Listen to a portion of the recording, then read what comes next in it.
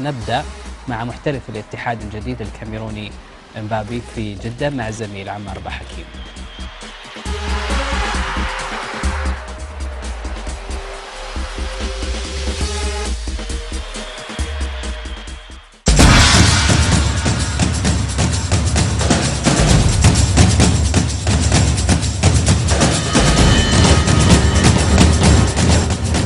Conocía mucho Costa, ¿no? Entonces قبل كل شيء يشكركم على هذا الترحيب. من المؤكد لما نوصل للمملكة العربية السعودية ولما بدأ مشواره كمحترف في دوري زين وفي نادي الاتحاد حصرا، أكيد ما كان عنده أي معلومات يعني، ولكن شيئا فشيئا بدأ يوجد أمور جد إيجابية يعني، وهذا الشيء ذكره سابقا لما وصل للمعسكر في إسبانيا. وجد ناس ساعدوه على أنه يتعايش بشكل سريع مع المجموعة إن صح التعبير يعني، من لاعبين ومن جهاز فني وإداري، وبيقول لك أنه اللاعب السعودي على مستوى جيد.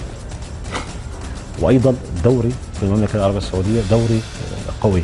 طبعا كل شيء بيقول لك والحياة هون ليست صعبة، واتكلم عن تجربة شخصية له. هم لما خرج من بلده الأصلي في أفريقيا يعني مشي لفرنسا، ثم بعد فرنسا إسبانيا، ثم بعد إسبانيا للصين، فهو يعني اعتاد إن صح التعبير على التعايش مع أي ثقافة ومع أي لغة يعني، بل على العكس تماما يعني. هو لما اجى هون قبل شهر المملكة العربية السعودية بالنسبة له كان غنى ثقافي، إنه يشوف كيف رمضان هون، كيف الناس كلها تمسك في وقت واحد وتفطر في وقت واحد وتذهب للصلاة في وقت واحد. فكانت تجربة جد إيجابية له، وكان شيء ممتع جد إنه يعيش هذه الأجواء اللي هي فرصة بيعتبرها كبيرة لحتى يشوف أمور جديدة.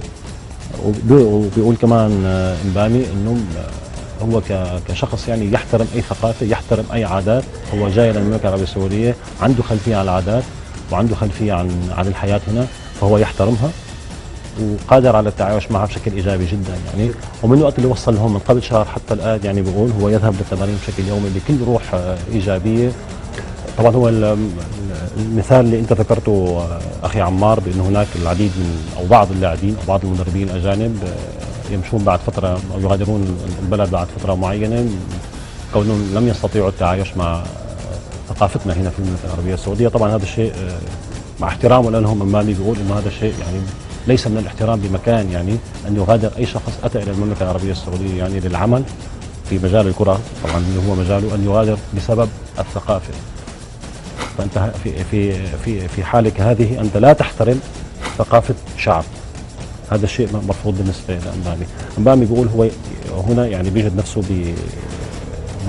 يعني بسعاده، بايجابيه، بتعايش، لانه ثقافه البلد بلد اسلامي هيك ثقافته هو عليه ان يحترمه. هو طبعا يعرف وكان يشوف كثير سعوديين في اوروبا يعني او خليجيين لما بيطلع الخليجي او السعودي لاوروبا يحترم ثقافه البلد الاخر يعني. فكذلك اي شخص ياتي من الخارج عليه ان يحترم ثقافه هذه البلد يعني. سعادته هو في التمارين كلاعب، سعادته لما يؤدي مباراه جيده ويسعد الجمهور ويسعد زملائه اللاعبين معاه، ويسعد الجمهور ويسعد الاداره يعني. هيدي سعادته. كثير من اللاعبين، وهذه نقطة هامة أخي عمار لو سمحت لي، كثير من اللاعبين بيقول لك ما تشعر بهذه النعمة إن صح التعبير، إنه اللاعب يرغب إنه يذهب للتمرين. هذا إذا بدل على شيء بدل إنه ليس هناك أي مشاكل ضمن الجو اللي موجود في نادي الاتحاد بين اللاعبين. وذكر لما راح للمعسكر في إسبانيا ولا للحظة واحدة شعر بإنه غريب، رغم إنه جاي ما بيعرف لغة ما بيعرف حدا.